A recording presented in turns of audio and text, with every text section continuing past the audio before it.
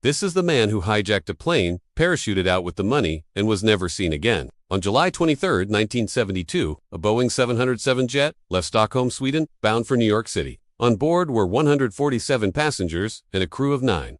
But by the time the plane arrived in New York, it would be carrying only 128 passengers and 6 crew members. 13 people had disappeared, 13 people who would cost the perpetrator millions of dollars. The hijacker, Don Cooper, was a well-dressed, clean-shaven man in his mid. He looked like your average businessman. Nothing about him standing out as being particularly threatening or dangerous. In fact, to those that met him, he was described as polite and soft-spoken. However, what Dan lacked in appearance he certainly made up for in terms of planning and execution. As the flight got underway, Cooper quietly took his seat and waited for the right moment. Once they were over the North Atlantic, around an hour into the flight, Cooper approached the flight attendant and handed them a note. The note read, "Miss Flight Attendant, I have a bomb in my briefcase at my feet, and I want you to believe that I am serious. I do not want to hurt anyone, but I will if I have to. I want you to open the rear cargo door and bring me a large amount of cash and some parachutes. I will then release all the passengers and crew." Although written in broken English, the message was clear, and the flight attendant wasted no time in relaying it to the pilots. They needed to land the plane, and fast.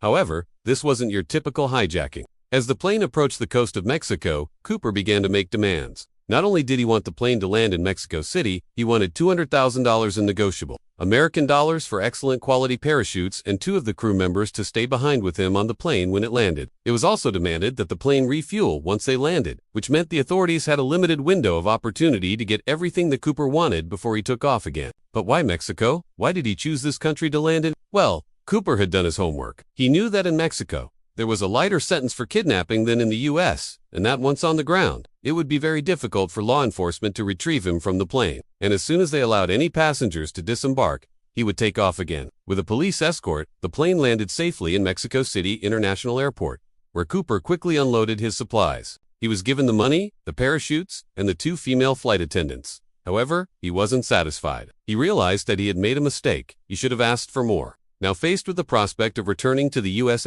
Cooper decided to fly the plane to Mexico's Acapulco airport. He then ordered the passengers to disembark and instructed the pilots to taxi the plane to the far end of the runway. Once the coast was clear, he told the 2 flight attendants to jump out of the plane. Then he put the aircraft into autopilot, opened the side windows and jumped out with $200,000 in his briefcase. How could the authorities have stopped him? Well, first of all, the FBI didn't even know about the hijacking until after Cooper had landed in Mexico. By the time they were alerted, it was too late. And although the U.S. State Department did send a telegram to Mexican officials describing Cooper and giving details about the hijacking, the information didn't reach the right people until after Cooper had made his second jump. Even if they had acted faster, there was still the issue of a language barrier. Most of the Mexican officials had little understanding of English, which hindered communication and delayed their response. And finally, Cooper had simply planned better. He had known exactly what he wanted and had taken every precaution to ensure that he got it. His note was written in broken but understandable English, which prevented any confusion. He gave simple instructions, and he gave them to the flight attendant directly, preventing the possibility that the note could fall into the wrong hands. Plus, he knew exactly what he wanted.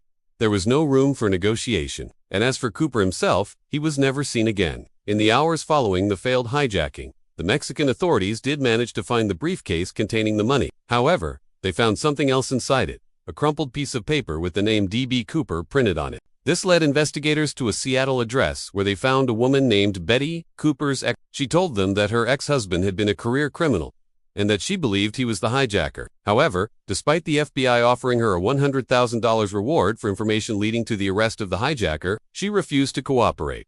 What was she hiding? After reviewing security footage from Mexico City Airport, the FBI noticed something unusual. When Cooper had landed, he had been wearing a suit and tie, but when he left the plane, he was wearing a different outfit. His briefcase was also different. These observations prompted the FBI to visit his ex-wife's house. They searched the property and came across 2 pieces of luggage, one of which contained a dark blue suit. When the FBI took the suit to the lab, they discovered traces of D.B. Cooper's hair on it. They also discovered that the suitcase matched the one seen in the security footage. However, this evidence was never released to the public, so Betty must have gotten away with whatever information she had.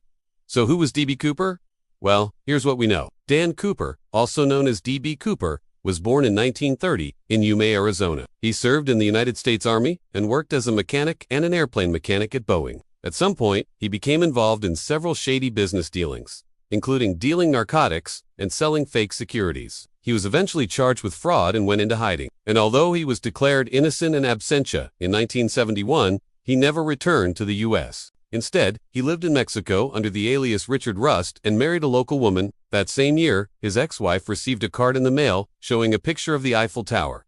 She later told the FBI that she had received similar cards from Dan in the past and that he always sent them from Europe, but this one had been sent from Mexico. However, Cooper's life in Mexico was short. In March 1974, his wife was found dead in a hotel room. Her death was ruled as being caused by a cerebral hemorrhage, but her family suspected foul play. They thought that Cooper had killed her so that he could collect her life insurance policy. In an interview with the FBI, Cooper's stepdaughter said that the year before her mother died, Cooper had become involved in smuggling narcotics. When she asked him if the rumors were true, he had responded, "I have to do it.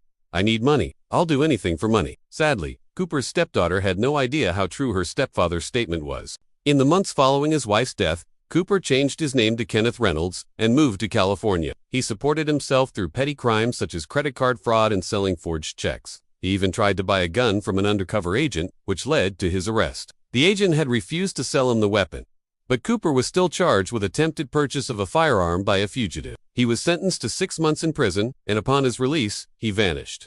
To this day, nobody knows what happened to him. Some believe that he used the $200,000 to start a new life somewhere. Others believe that he spent it all and ended up back in prison. And still others believe that he had planned to use the money to buy a plane and commit suicide by crashing it into a building owned by Boeing. So what can we learn from the story of D.B. Cooper? First of all, don't mess with flight attendants. They are strong, independent women who won't stand for being messed with. Secondly, if you decide to commit a crime, make sure you have a proper exit strategy. If Cooper hadn't thought things through, he wouldn't have been able to get away with it. And finally, no matter what you do, never go up against the FBI. They may not have caught him, but they probably could have if they really wanted to. Now check out what actually happened to D.B. Cooper's money, or watch this video instead.